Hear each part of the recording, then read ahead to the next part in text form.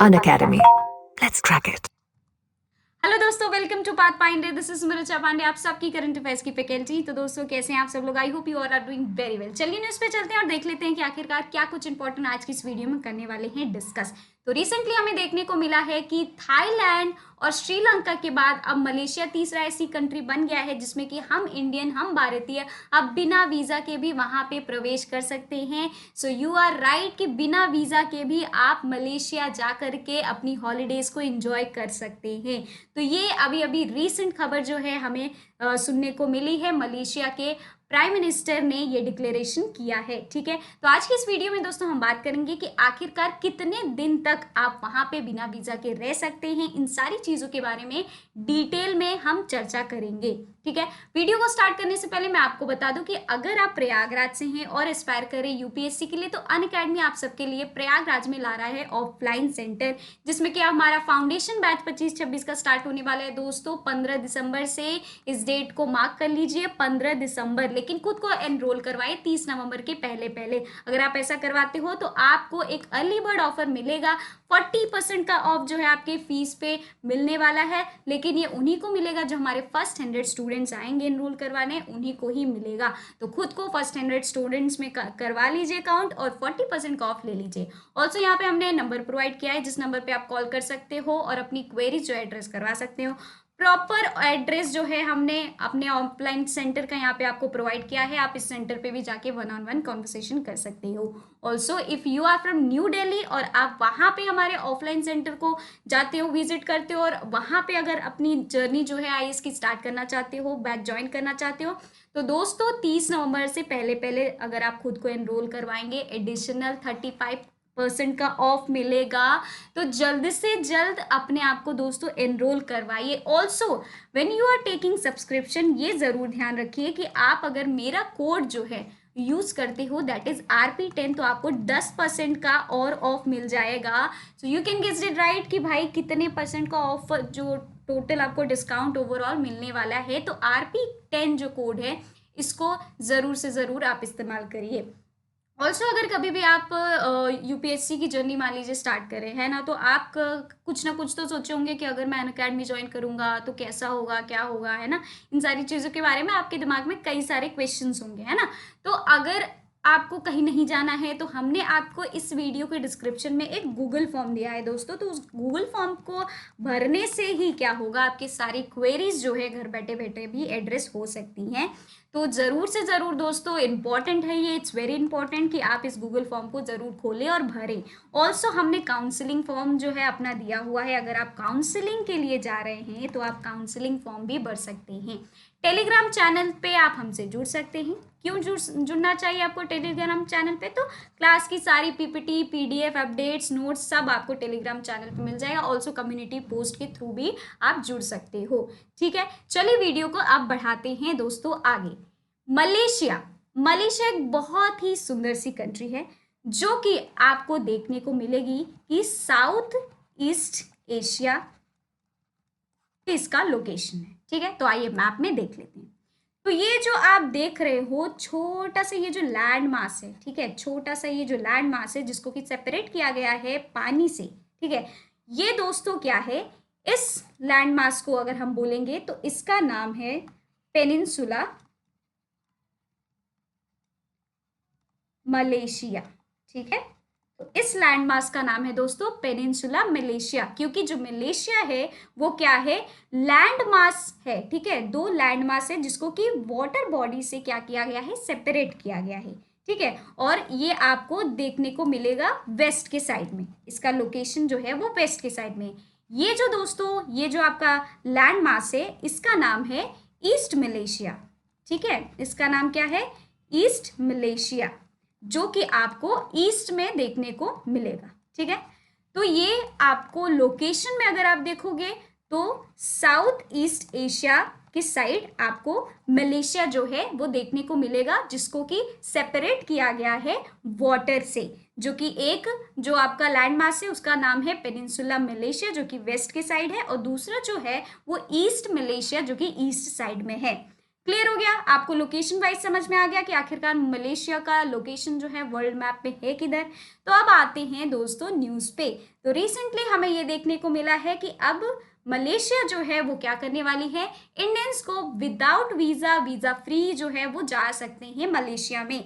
अब इनका प्रोसीजर क्या होने वाला है, तो इन्होंने बोला है कि इनिशियल जो हमारी स्क्रीनिंग्स वगैरह हैं, ठीक है, जो भी इनका प्रोसेस है वो जो है कंडक्ट किया जाएगा सारे टूरिस्ट के लिए एंड जो कि विजिटर्स हैं मलेशिया के लिए, तो इनकी इनिशियल जो स्क्रीनिंग है वो स्टार्ट होने वाली है।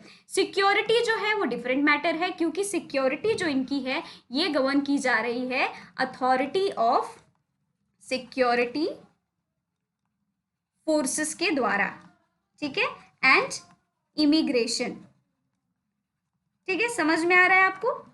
तो सिक्योरिटी पे अभी ये क्या कर रहे हैं, ये सिक्योरिटी का पूरा जो मामला है authority of screening forces and immigration को दे रहे हैं। अब ज़्यादातर ये फोकस कर रहे हैं कि ज़्यादा से ज़्यादा जो लोग हैं मलेशिया में आए, ठीक है। If there are criminal records, तो भाई क्रिमिनल्स जो होंगे उनको उनकी टेरिटरी में अलाउ ही नहीं किया जाएगा घुसने के लिए, तो वो तो आ ही नहीं सकते हैं। लेकिन ऐसे जो जनता है जिनको कि आना है, अपनी वेकेशन स्पेंड करनी है, किसी वजह से आना है मलेशिया, तो उनकी जो है इनिशियल स्क्रीनिंग जो है वो दोस्तों स्टार्ट हो गई है, जो कि अब कंडक्ट की जा रही है। सारा ये जो प्रोसेस है वो स्टार्ट कर दिया गया है मलेशिया में, ठीक है। तो मलेशिया के जो प्राइम मिनिस्टर है अनवर इब्राहिम, आखिरकार ये ऐसा क्यों कर रहे हैं, what is the reason behind कि उन्होंने वीजा फ्री कर दिया है और अब बिना वीजा के भी लोग जा सकते हैं वहां पे। तो सबसे पहला जो इनका पर्पज है दोस्तों वो है सोशल विजिट्स का, कि ज़्यादा से ज़्यादा लोग क्या करें वहाँ पे उस कंट्री को जाके विजिट करें। विजिट करेंगे वहाँ पे फिर टूरिज्म का भी बढ़ावा होगा, ठीक है। टूरिज्म का बढ़ावा होगा तो एक तरीके से इकोनॉमिक ग्रोथ जो है वो देखने को मिलेगी कंट्री की। ऑल्सो बिजनेस पर्पस जो है, वहाँ बिजनेस पर्पस के लिए भी जाएंगे अगर लोग, तो वहाँ पे बिजनेस और ट्रेडिंग जो है उसमें भी बढ़ावा देखने को मिलेगा। सो दैट इज़ वाई ये वन ऑफ द रीज़न है जिसके की वजह से उन्होंने वीज़ा फ्री अभी रिसेंटली कर दिया गया है, ठीक है, वहाँ पे। तो अभी आप देखोगे रिसेंटली 8 आशियान ऐसी कंट्रीज हैं जिनको कि वीज़ा फ्री कर दिया गया है और वो भी अब बिना वीज़ा के वहाँ पे विजिट कर सकती हैं, ठीक है। अगर हम बात करें कि ये टारगेट क्या कर रहे हैं, तो करेंटली मलेशिया टारगेट कर रही है इंटरनेशनल टूरिस्ट के अराइवल का, वो है 16.1 मिलियन, ठीक है। Also with RM 49.3 billion in tourist recipient, ठीक है। तो इतना उनका आस्क है, टारगेट है जो कि उनको फुलफिल करना है। क्लियर हो गई?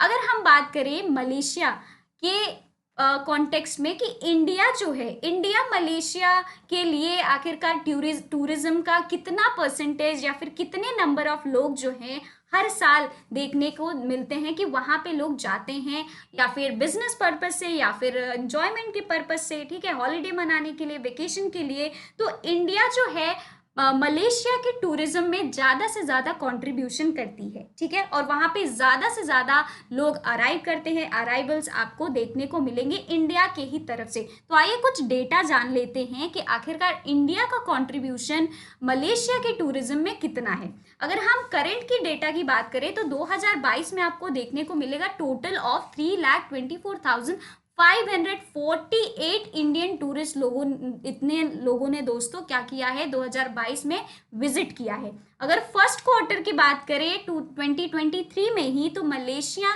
ने रिसीव किया है 1,64,566 इंडियन टूरिस्ट को इन्होंने क्या किया है, रिसीव किया है, ठीक है, compare to 13,370 in the same period last अगर ईयर की हम अगर बात करें तो इनका ये डेटा जो है वो रहा है, जो कि हमें सुनने को मिला है मलेशिया के टूरिज्म प्रमोशन जो बोर्ड है इनके द्वारा, ठीक है।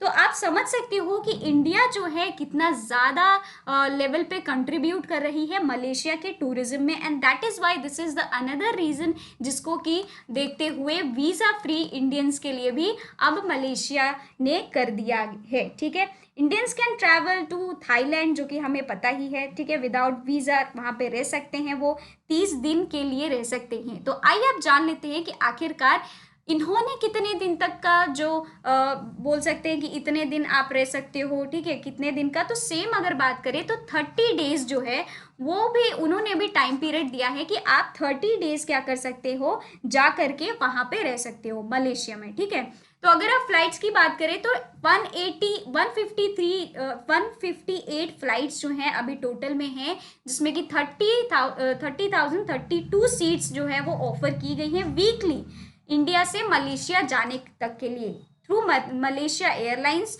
बतीक Air, Air Asia and IndiGo. तो आप इन सारी जो एयरलाइंस है उनसे क्या कर सकते हो, ट्रैवल कर सकते हो और अराइव कर सकते हो मलेशिया में। तो ये जो है ministry of tourism and culture of Malaysia जो है उनके द्वारा ये इन्फॉर्मेशन प्रोवाइड की गई है। तो अगर आप चाहते हो, अगर आप किसी भी पर्पज से मलेशिया जाना चाहते हो, सो इस आंकड़े को ज़रूर से ज़रूर याद रखें और इन सारे वेज के थ्रू आप क्या कर सकते हो, वहाँ पे पहुँच सकते हो, ठीक है। अब श्रीलंका जो है दोस्तों, उसने भी इंडिया के लिए वीज़ा फ्री कर दिया था, ठीक है, जिसमें कि वो क्या एक तरीके से इनिशिएटिव जो उन्होंने लाया था विजिटर्स के लिए from India and 6 other countries, ठीक है। इन्होंने सिर्फ इंडिया के लिए नहीं बल्कि 6 अदर कंट्रीज के लिए भी ये किया था। ऑल्सो अगर हम बात करें मलेशिया के बारे में, तो मलेशिया में भी दोस्तों इंडिया ही नहीं बल्कि चाइना के लिए भी उन्होंने क्या किया है, वीज़ा फ्री कर दिया है, ठीक है। तो चाइना के लोग भी आप क्या कर सकते हैं, वहाँ पे विजिट कर सकते हैं। और श्रीलंका ने इंडिया के साथ साथ 6 अदर कंट्रीज को बोला था, जिसमें कि China, Russia, Malaysia, Japan, Indonesia, Thailand etcetera countries जो हैं वो जा सकती हैं, ठीक है। ये जो इनिशिएटिव है ये बेसिकली आपको देखने को मिलेगा, इसका इफेक्टिव मतलब इफेक्ट में ये कब से आएगा, कब से ये स्टार्ट होने वाला है, तो 31 मार्च 2024 से। बेसिकली इसका एम क्या होने वाला है, तो ये बूस्ट करने वाला है ज़्यादा से ज़्यादा टूरिज्म, जिससे कि टूरिस्ट लोग ज़्यादा से ज़्यादा श्रीलंका में जा सके। क्योंकि अभी रिसेंटली आपने कई सारे न्यूज़ भी देखे होंगे कि श्रीलंका की जो इकोनॉमिक क्राइसिस वहाँ पे देखने को मिले थे आपको, और श्रीलंका जो थी फाइनेंशियली बहुत वीक हो चुकी थी। इस वजह से भी इन्होंने ये स्टेप लिया था, जिसमें कि क्या किया था, अगर ज़्यादा से ज़्यादा लोग वहाँ पे जाएंगे एज अ टूरिस्ट, बिजनेस के लिए, ट्रेड के लिए, तो वो भी उनके लिए फ़ायदा होगा और वहाँ पे क्या होगी, उनकी इकोनॉमी जो है उसमें हेल्प देखने को मिलेगी, ठीक है। टूरिज्म मिनिस्टर जो है उन्होंने ये बताया है। ऑल्सो थाईलैंड जो है दोस्तों, उसने भी ये सेम अप्रोच अपनाया था, जिसमें कि लिस्ट किया था requirements for visitor from India and Taiwan. तो इन दो कंट्रीज के लिए थाईलैंड ने भी क्या किया था, बोला था कि आप 30 दिन के लिए क्या कर सकते हो, वहां पे जा सकते हो और वहां पे जा करके रह सकते हो, ठीक है। तो बात अगर हम ये करें तो मेन पर्पस यही है कि इनको ये जो है टूरिज्म जो है इसके लिए बढ़ावा ज़्यादा से ज़्यादा ये कर रहे हैं, और जिसकी वजह से इनके इकोनॉमिक ग्रोथ जो है वो भी हमें देखने को मिलेगी, ठीक है। तो आई होप कि आपको समझ में आ गया हो कि आखिरकार इसका क्या मेन मोटिव है, पर्पस क्या है इस न्यूज़ का। तो थैंक यू सो मच दोस्तों, आज के लिए बस इतना ही। मिलते हैं हम अपनी अगली वीडियो में। Till then bye bye, take care and have a good day. और वीडियो अच्छी लगी हो तो प्लीज़ लाइक करें, सब्सक्राइब करें चैनल को भी, और शेयर करें, कमेंट करके ज़रूर बताएं कि आखिरकार ये न्यूज़ जो है आपको कैसी लगी। Unacademy. Let's crack it.